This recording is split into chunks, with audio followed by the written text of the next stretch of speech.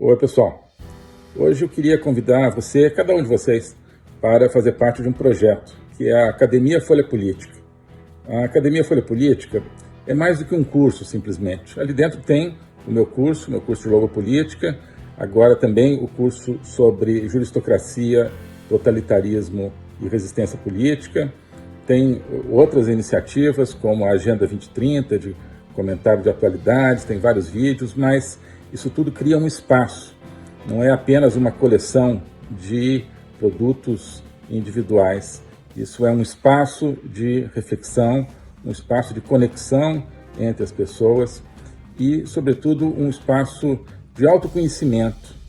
Ali a gente está construindo um caminho, uma viagem para que cada um se conheça melhor a si mesmo, isso é a base de tudo, também para que nós, como brasileiros, conheçamos melhor o nosso país, nós conheçamos melhor o tempo que nós vivemos no nosso mundo, que nós conheçamos melhor também a nossa civilização, a civilização ocidental. Isso tudo cria uma atmosfera de conhecimento. E o conhecimento é que conduz à liberdade, que conduz à libertação. Então, esse é o convite que eu queria fazer. Conhecer todo esse ambiente de uma construção conjunta. Passando a ser membro da Academia Folha Política, você não está adquirindo, portanto, um produto pronto, definido e acabado, como um curso definitivo. Não. É um processo do qual você vai participar, um processo no qual você vai criar o seu próprio conhecimento. Tá bom? Então aqui tem a descrição, tem o link para ingressar na academia, tem a opção anual, a opção mensal, e eu tenho certeza que quem entrar vai se entusiasmar com esse projeto, vai se entusiasmar com essa construção. Tá bom? Abraço. Então, acho muito interessante que ele tenha querido trazer isso, inclusive trazer isso não pela própria voz dele, mas pela voz de alguém que está acompanhando o Brasil, a América Latina há muito tempo. Então, não é apenas a questão de um juiz, né, que tomou decisões polêmicas a respeito de liberdade de expressão. Não. É uma Suprema Corte, né, aliada de políticos ideológicos e corruptos. Ideológicos, né, ou seja, com uma linha de formato né, de sociedade que é o oposto, né, do formato de sociedade livre. E corruptos, né? Corruptos. Como, né, pouca dúvida se pode ter. Isso, portanto, é a ditadura do corruptariado, na minha nomenclatura. Né? Não apenas, né, um conjunto de determinados desmandos judiciais, mas todo um sistema de poder que envolve aí os três poderes. Né? Envolve, né, portanto, toda uma classe política, que envolve não só judiciário, mas legislativo, executivo também. Né? Então, políticos, corruptos e ideológicos. Né? Então, não sei se necessariamente, né, nem todos os corruptos serão ideológicos. Né? Alguns corruptos, né, terão pelo menos a impressão de que tanto faz, outros corruptos são corruptos e ao mesmo tempo querem um mundo totalitário. Mas estão totalmente juntos, né? Corruptos e ideológicos estão totalmente juntos e as fronteiras estão cada vez mais apagadas entre essas duas correntes políticas no Brasil. Ideológicos falando, né, da ideologia que, né, podemos chamar de socialismo, de comunismo, né, de globalismo, né? Ou seja, tudo aquilo que se refere a uma ideia de sociedade que não é, né, a sociedade livre, né, que é uma sociedade de controle de alguma maneira. Bom, então, eu acho que isso foi fundamental do Chris Smith. Ele enquadrou, né, de uma maneira muito boa, me parece, o tema.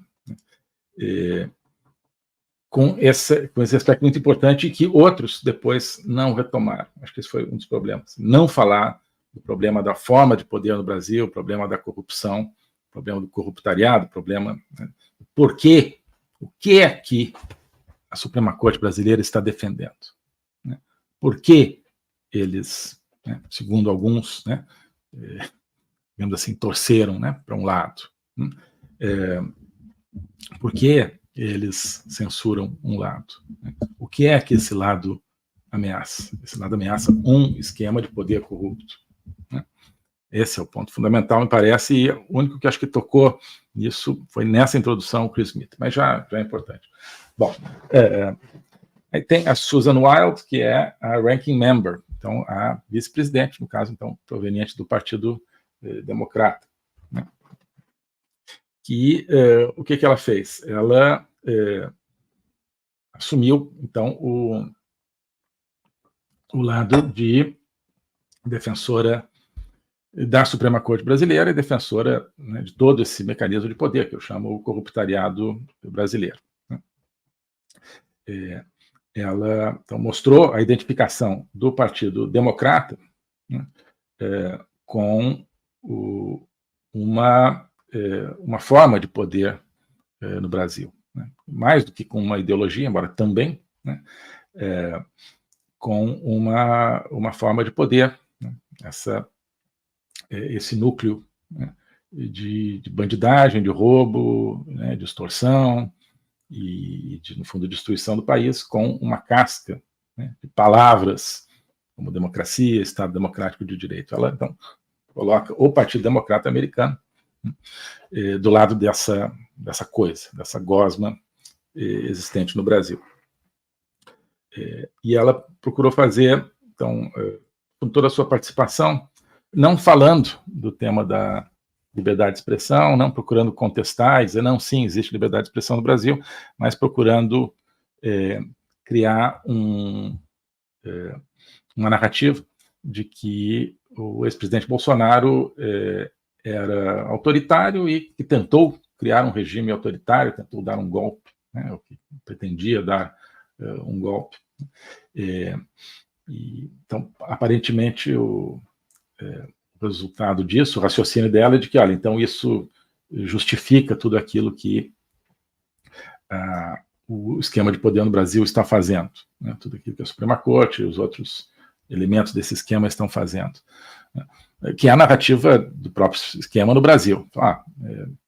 Existiu aí um golpe e uma tentativa de golpe, então a gente pode fazer qualquer coisa para defender a democracia.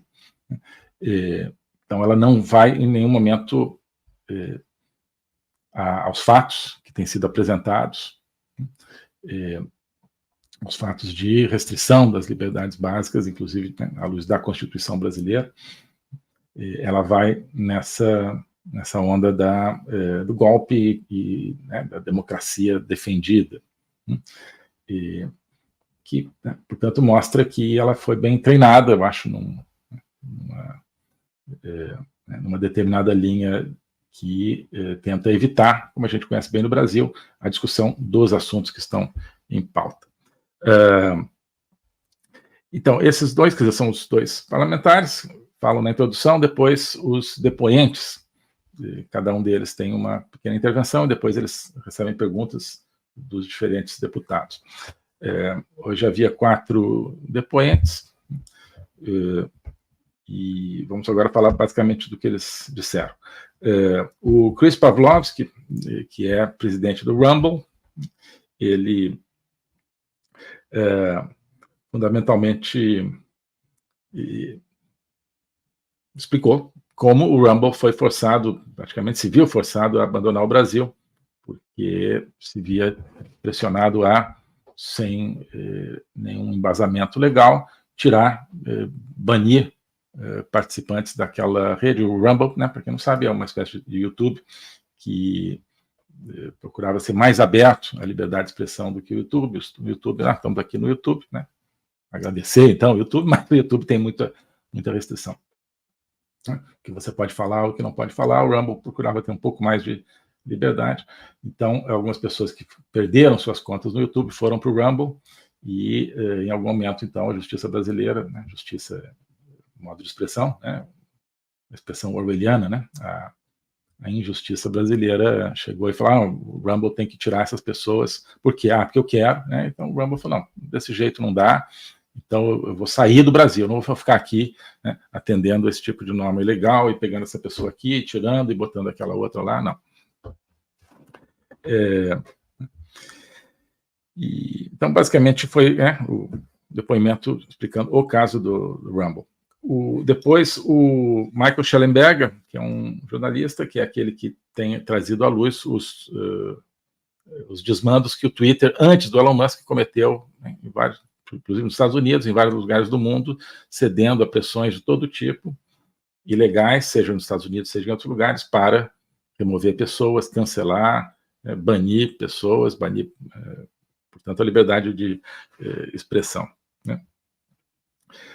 O Schellenberger disse que o caso do Brasil é a pior censura que ele já viu, né, num país dito democrático. Né? Nunca viu, né, que parece ser uma democracia, uma censura tão grave, tão profunda quanto aquela no Brasil. Ele falou muito bem, vale muito a pena, né, quero resumir aqui o que ele falou, vale muito a pena ver também, assistir o depoimento do Schellenberger, um jornalista muito articulado. Ele chamou a atenção até por provocação do chairman, do presidente da sessão, para o fato de que ele entrevistou o Lula em 1994, né, e perguntou: se você chegar ao poder, você vai manter a liberdade de expressão ou você vai para um tipo de governo, de tipo Cuba e tal? Não, vou manter a liberdade de expressão, vou manter as liberdades, disse o Lula em 1994. E o Schellenberger confessa: olha, ele acreditava no Lula até pouco tempo atrás, agora ele vê que o Lula está envolvido com um projeto de poder censurador. O Schellenberger falou bastante num tema importante, que são os problemas processuais envolvidos nos pedidos aí pedidos não, né, nas ordens de cancelamento e de banimento emanadas do STF. Isso é um aspecto importante, poderia até ter sido mais desenvolvido, mas o fato de que, mesmo à luz da lei brasileira, da Constituição brasileira, isso tudo tem um problema, né? Não existe transparência, não existe devido processo. Isso acho que foi muito, muito importante que ele trouxesse. Ele chama atenção para algo que eu achei particularmente importante que ele dissesse. Quando ele diz: olha, as ordens vindas do STF, um determinado juiz do STF, são de banimento eterno, né? Não é de retirada de uma postagem ou outra, de um vídeo ou outro, né? São ordens assim, excluir, né, para sempre, sem nenhum prazo de voltar, não é uma suspensão, não é uma punição temporária, é matar aquela pessoa naquele ambiente virtual. Né? Isso, assim, claro que a gente já sabe disso, mas quando ele falou, e falou muito bem, me pareceu especialmente chocante, realmente, que isso esteja acontecendo no Brasil. Porque não existe nenhum outro elemento de punição eterna, eu acho, no Brasil, né? Prisão, não existe prisão perpétua, existe, né, prisão com todos os tipos de limites e saidinha, e, né, progressão de pena, e cumpre metade da metade, tudo isso. Mas, de toda forma, tem um prazo, né? E essa punição, sem base legal, ela, além disso, é uma punição eterna. Né? Claro, não tem mais. Quer dizer, se o YouTube continuar existindo por 1000 anos, essa pessoa vai estar fora do YouTube. O que parece contrariar o espírito da Constituição brasileira, o espírito de qualquer Constituição democrática. E falou muito do uso totalmente não jurídico, né, de expressões e criminalização de elementos que não estão previstos em lei, né, no Brasil. Então, no Brasil estão querendo criminalizar algo extremamente vago, que é desestabilizar o Estado democrático de direito. O que é desestabilizar o Estado democrático de direito? Que atos constituem isso? Isso aí pode caber qualquer coisa.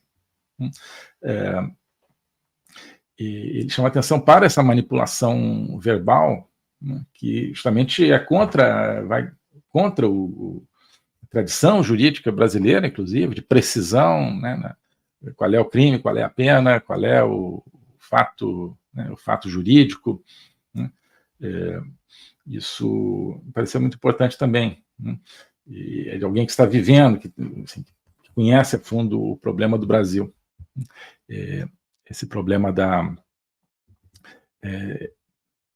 invenção de crimes, né, sem passar por uma lei.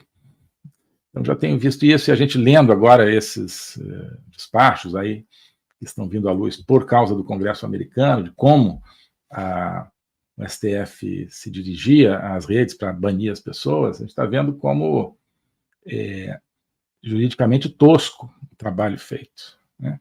É tipo assim, olha, o Estado Democrático de Direito está sendo destruído, está sendo questionado por essa pessoa, e essa pessoa, portanto, questionou o Estado Democrático de Direito, e como tal ela é contra a democracia, e quem é contra a democracia não pode ter direito nenhum, então acaba com a conta dela. Isso não é linguagem jurídica, isso não é prática jurídica, isso não é técnica jurídica, né? Então ele, acho que deu exemplos que vão nesse sentido. Só voltando, Mikhail Pavlovsky, do Rumble, falou algo muito importante também sobre o papel dos Estados Unidos, o papel mundial dos Estados Unidos como, digamos, bastião da liberdade. Ele falou disso também. Ele é canadense, mas me pareceu preocupado com esse ponto fundamental. Que se os Estados Unidos não defenderem a liberdade, ninguém vai defender e vai acabar a liberdade no mundo, inclusive nos Estados Unidos. Não que a gente não precise defendê-la também, mas os Estados Unidos é um aliado essencial para a liberdade, como a gente está vendo nessa audiência. O Paulo Figueiredo fez uma extraordinária intervenção, me pareceu, né, uma intervenção completa, assim, arrasadora que ele fez, sobre o que está acontecendo no Brasil, sobre a falta de fundamentos disso. Então chamou atenção para, olha, aquilo que existe contra mim na justiça brasileira, eu fiquei sabendo agora. Já sei dos efeitos disso, o passaporte cancelado e tudo, mas a justificação, a base disso, o texto em que isso está embasado, eu fiquei sabendo agora porque o Congresso americano exigiu que o Twitter mandasse os documentos para lá e divulgou esses documentos. Agora é que eu fiquei sabendo, né? Então, ele, os advogados dele, né, vítimas desses atos do Supremo, não sabiam, né? Então, sabia que o passaporte dele não pode mais ser usado, mas não. Cadê a sentença, a norma? Isso me pareceu extremamente ilustrativo do que está acontecendo. Mas queria convidar também a Paulo Figueiredo a verem a locução do Paulo Figueiredo inicial, né, que parece que foi marcante, né? Alguém que está sendo perseguido, alguém que articulou muito bem em que consiste essa perseguição, e que chamou atenção para o seguinte: o fato de que essa destruição da democracia dentro do Brasil vem junto com uma política externa brasileira hoje de alinhamento com totalitarismos, especificamente China, Rússia, Irã, né? Totalitarismos que, portanto, estão aliados a um processo de criação de um totalitarismo no Brasil, né, e que, ao mesmo tempo, ameaçam, obviamente, a democracia americana, né? E isso acho que é um argumento fundamental, né, justamente na relação de poder. Então, nós não temos apenas, né, meia dúzia de pessoas no Brasil rasgando a Constituição e a liberdade das pessoas. Nós temos todo um aparato de poder, né, que é aquele que a Mary O'Grady descreveu, uma corte aliada de políticos ideológicos e corruptos, e nós temos esse aparato de poder brasileiro, né, apoiado num gigantesco aparato de poder mundial, né, gigantesco aparato de poder de grandes potências mundiais.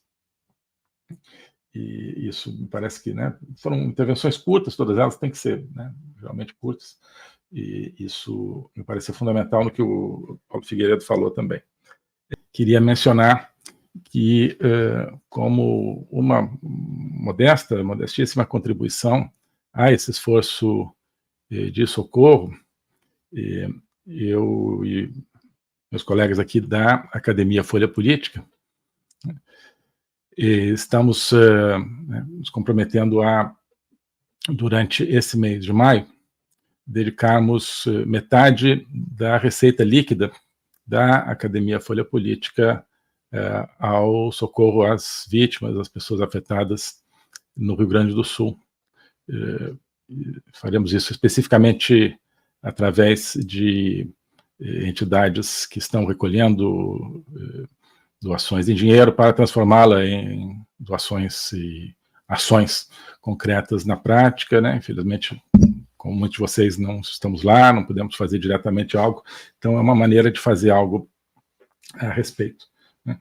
A Academia Folha Política, como vocês sabem, é um projeto onde eu estou empenhado, onde tenho o meu curso de logopolítica semanal, onde tenho uma live semanal sobre atualidades políticas e geopolíticas, e onde temos também, meus colegas têm o curso sobre totalitarismo, resistência democrática. Então, ao longo desse mês de maio, todo mundo que assinar a Academia Folha Política, ou seja, que adquirir a assinatura, a Academia Folha Política, metade da renda, quer dizer, nós vamos dedicar, a pessoa vai ter o acesso integral, absoluto, mas a metade da receita nós vamos dedicar ao socorro ao Rio Grande do Sul, tá? E infelizmente não dá para ser 100%, porque temos custos operacionais aí que precisamos cobrir, é uma iniciativa que está crescendo, que tem custos, então, mas é o que nós podemos fazer, né, e tanto diretamente como também como uma maneira de pedir, né, que quem puder se associe a essas ações da maneira que puder, tá? Doações diretas também, enfim, estou apenas introduzindo uma maneira de que a Academia Folha Política faça a sua contribuição, mas quero também sugerir que quem puder faça doações diretas, e estamos colocando aqui na descrição deste vídeo o Pix de algumas entidades que, pelo que eu recolhi aí, a partir de menções de várias pessoas, parecem ser entidades que estão fazendo um ótimo trabalho, mas também quem tiver outras, né, e há dezenas de entidades que estão recolhendo recursos, enfim, acho que, claro, cada um encontrará o seu caminho para essa contribuição, tá? Então, essa é a maneira que nós encontramos, a Academia Folha Política, de participar um pouco desse esforço nacional. O globalismo existe, é uma coisa concreta. Ele é composto pelo Great Reset, do Fórum Econômico Mundial, pelo projeto hegemônico da China, pelo programa de manipulação e conquista da América do Sul pelo Foro de São Paulo e outros elementos. E esses elementos, eles atuam uns em benefício dos outros, sempre, principalmente através do controle da linguagem, porque o controle da linguagem é o controle do nosso pensamento. Então nós estamos tendo o nosso pensamento reprogramado, e essa reprogramação vai contra a nossa liberdade, vai contra a essência do ser humano. Isso é o globalismo. Com base nesse estudo, nessa experiência, é que eu criei o curso de logopolítica. Toda semana eu dou aulas sobre geopolítica, literatura, filosofia, cultura de um modo geral, tudo isso em conjunto formando um espaço de conhecimento que eu denomino a logopolítica, para nós não apenas entendermos a ameaça do globalismo, mas podermos nos contrapor a ela. Se você quiser entrar nesse projeto de conhecer o globalismo e enfrentar o globalismo, clique aqui.